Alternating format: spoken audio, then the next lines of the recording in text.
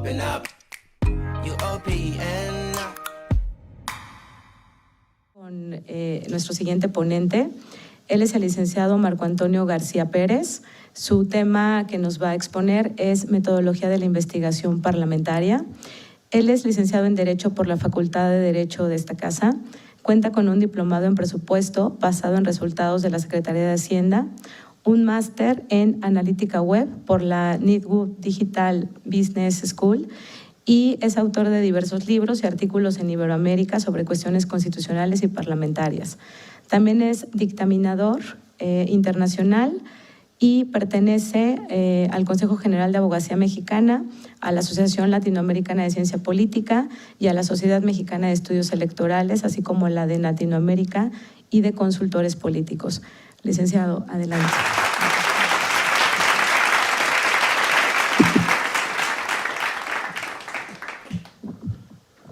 Muchas gracias. Primero quiero decir que estoy muy emocionado de volver al Instituto de Investigaciones Jurídicas, del que fui becario por al menos 3 años.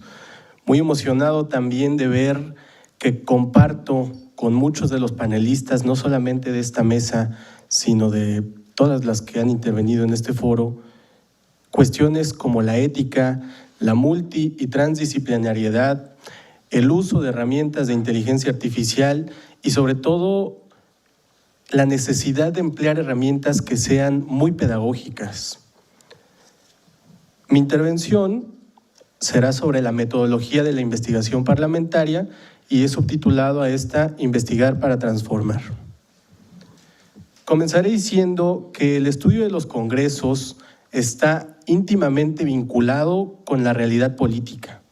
Una realidad que es dinámica, que es cambiante, que en la mañana nos muestra una cara y en la misma noche nos muestra otra totalmente distinta, sorprendiendo a algunos, pero nunca a los expertos. Una realidad que oscila entre múltiples vertientes como la escasez de recursos, intereses de partidos, cuotas electorales, polarización, noticias falsas, etcétera, etcétera, etcétera. Podríamos quedarnos hablando aquí de las cuestiones que ustedes ya saben, que son inherentes a la práctica política y a la práctica parlamentaria, desde luego. Todos estos elementos tienen que interactuar en el mismo espacio, simultánea y desorganizadamente. Parece que entre más desorganizado, mejor. Es una realidad política que no espera, pero que sí demanda respuestas y tiene que encontrarlas en la investigación parlamentaria. Quiero aprovechar un caso muy reciente para plantearles un ejercicio, una dinámica. Supongamos que somos investigadores parlamentarios y queremos analizar la reciente designación de la nueva presidenta de la Comisión Nacional de Derechos Humanos. Primero, el contexto. La designación de la nueva ombudsperson estuvo marcada por un ambiente de polarización, cuestionamientos sobre si alcanzó o no la mayoría calificada que exige la Constitución y sobre todo por elementos muy gráficos como este. No sé si les suene esta imagen. La semana pasada en el Senado de la República, mientras rendía protesta la nueva ombudsperson. Y aquí la primera cuestión que se plantea un investigador parlamentario es: ¿se trata de un fenómeno relevante en el espacio-tiempo? Sin duda. Si no lo fuera, no tendría utilidad social nuestra investigación y carecería de sentido. La siguiente pregunta es: ¿cuál es mi objetivo? En este caso, supongamos que queremos analizar si la legitimidad en las designaciones de los titulares de instituciones de derechos humanos nacionales se relaciona con mejores índices de reparación del daño para las víctimas en América Latina de 1996 a 2019. La primera pregunta es: ¿tenemos tiempo para investigar esto? No lo tenemos. A lo mucho gozaremos de 2 semanas, pero no más. En 2 semanas, la atención ya estará puesta en otros temas. Hoy, por ejemplo, ya estamos hablando del presupuesto de egresos de la Federación y ya estamos dejando atrás el tema de la CNDH. Entonces, una de las características intrínsecas a la investigación parlamentaria es el poco tiempo y a veces muy poco tiempo. Si no contamos con tiempo, ¿de qué sí disponemos? De mucha información. En un mundo de 9,000 tweets por segundo, recobran vital importancia herramientas tecnológicas. Cuestiones como Big Data, OData, Small Data, Machine Learning, Deep Learning, ya están aquí, ya son una realidad. Y nosotros tenemos que auxiliarnos de ellas para combatir justamente esto, que es la falta de tiempo. Porque no por ello las investigaciones parlamentarias tienen que ser menos rigurosas. Al contrario, si pretenden transformar la realidad, deben de estar sustentadas en un marco teórico robusto y sobre todo comprender la realidad en la que se están moviendo. Todos los datos, información que hallemos, podemos clasificarlos en 3 etiquetas. Datos, información objetiva y discusión subjetiva.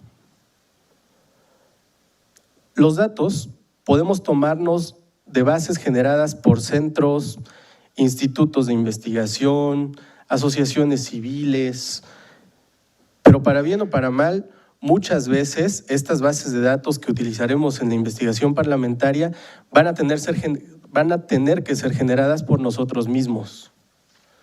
Pero hay una buena noticia dentro de todo esto, y es que cuando nosotros elaboramos nuestras propias bases de datos, se alejan más de un sesgo informativo, porque se apegan a la metodología que es útil para nuestro estudio y serán más objetivas para los fines del mismo. La siguiente clasificación es la información objetiva. Esta información la obtenemos a través de fuentes que den cuenta de los acontecimientos, pero de una perspectiva meramente narrativa, sin juicios de valor, apoyados en evidencia y no en opiniones subjetivas. Y finalmente está la discusión subjetiva.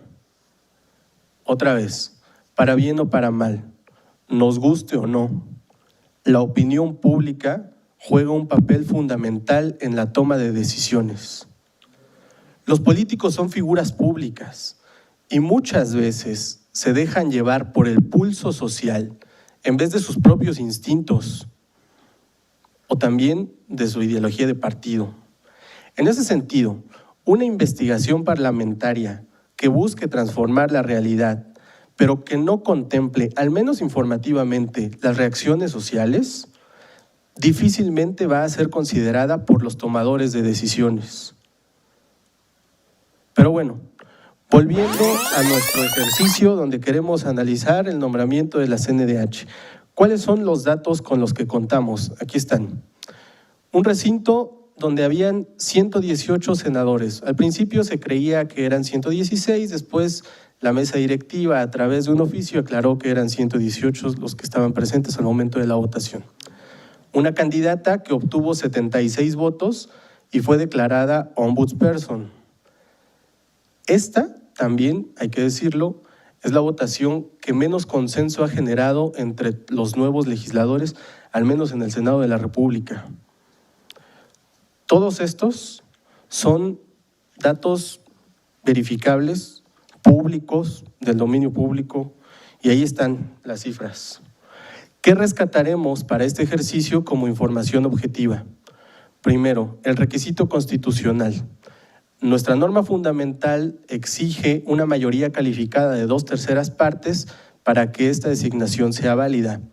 De acuerdo con los propios números, se requerían 77 votos para declarar la validez de la elección de la nueva ombudsperson. El siguiente dato es… Ay, ese no es…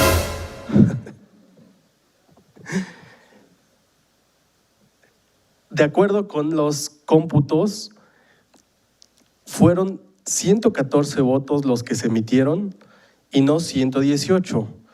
De acuerdo con la mesa directiva, hubieron 2 boletas en blanco y 2 senadores que no votaron. Entonces, con ese nuevo cálculo, la aritmética parlamentaria nos dice que el nuevo requisito constitucional para declarar la validez de la elección eran 76 y no 77 votos. Al final, la presidenta de la CNDH obtuvo justo esa cifra mágica, 76 votos, y ni uno menos, pero ni uno más. Después, el coordinador de Morena, Ricardo Monreal, propuso una nueva votación para despejar las dudas, las sospechas que hubieran en torno a esta designación. Al final no ocurrió. Después, en medio de un ambiente hostil, tomó protesta Rosario Piedra con esta imagen que ya vimos hace rato. ¿Qué rescatamos como elementos de la discusión subjetiva? Una encuesta publicada por Mitofsky al día siguiente afirmó que 6 de cada 10 mexicanos estuvieron de acuerdo con la designación. Para México Elige, 1 de cada 2 repondrían la elección si estuviera en sus manos. La Barra Mexicana Colegio de Abogados se expresó y dijo que el nombramiento no cubre el requisito constitucional, por lo cual no es un acto soberano del Congreso. Ya endurecieron su postura el día de ayer, solicitando incluso la renuncia de Rosario Ibarra a la CNDH. ¿Y qué dice nuestro presidente López Obrador? Pues que está muy satisfecho con el nombramiento porque pues es un ejemplo de dignidad y justicia. Estos son los elementos de discusión subjetiva que debemos tomar en cuenta al momento de realizar nuestra investigación parlamentaria. Después de analizar brevemente todos estos elementos que forman solo una parte de la investigación parlamentaria, tal vez habría que reformular la pregunta de inicio y en vez de preguntarnos lo del inicio, ahora formular qué consecuencias acarrea la designación de la nueva ombudsperson para nuestro sistema político en el futuro inmediato. Y es que aquí hay que rescatar 2 cosas. La investigación parlamentaria puede ser ex ante o ex post, o sea, antes del nombramiento en este caso, o una vez que ya se verificó. Antes, pues sí podemos hacer quizás un análisis un poco más profundo. Una vez que ya ocurrió, pues los tiempos se acortan, porque como ya dijimos, la discusión va muy rápido, todo el tiempo es crisis, al menos en los congresos. Entonces, si no seguimos ese ritmo, nos quedamos atrás y ya. Entonces, en ese sentido, es donde vuelven a cobrar mucho valor la presentación de los resultados de la investigación a través de una forma dinámica, pedagógica, porque además hay que entender una cosa, los legisladores como políticos tienen poco tiempo, muy poco tiempo. Difícilmente van a leer un artículo de 30, 40 cuartillas, ya no hablemos de un libro, no digo que no hay quien lo hagan, seguramente sí, pero la práctica común es que tiene que ser presentada la información de manera muy gráfica, con bullets, quizás tarjetas informativas, y ahí está el gran reto de la investigación parlamentaria. ¿Cómo hacemos para sintetizar todos estos elementos en una hoja o 2, al menos para llamar la atención del legislador sobre un tema específico, y ya después podremos ahondar en la discusión o no? Si disponemos ya de más tiempo, ¿no? Si disponemos, no sé, de 2 semanas, 1 mes, 2 meses para realizar un ejercicio de investigación, la metodología será otra. Pero también es cierto que la capacidad de esa investigación para transformar la realidad social, al menos inmediatamente, sí estará mermada. Finalmente, con lo que cierro mi intervención, es afirmando que una buena investigación parlamentaria se caracteriza por entender sin juzgar, analizar sin presuponer, comunicar sin esconder e informar sin persuadir. Lo que queremos cuando hacemos una investigación parlamentaria es desarrollar consecuencias oportunas para transformar la realidad. Ese es el objetivo de la investigación parlamentaria. Muchas gracias.